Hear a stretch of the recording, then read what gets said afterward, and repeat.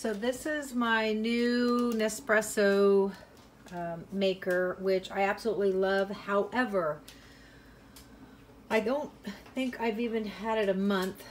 I haven't used it that much. In fact, this was full and that's all I've gone through. But I am struggling with it because I put my pot in here and it shows white light, which means it's warmed up and ready. I push it one time.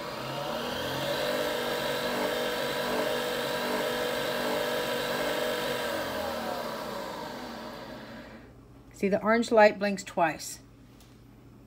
And that's old coffee, but it doesn't make coffee. I've literally thrown away 5 pods because it won't make. And then when I open it, of course, it's already been punctured.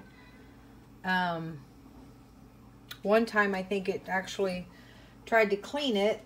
It cleaned through my coffee pod because I was frustrated, and I pushed it more than once and it did the cleaning cycle, which I have already cleaned it. And when I bought it, the packaging looked like it had already been opened. So it was a return, which I received.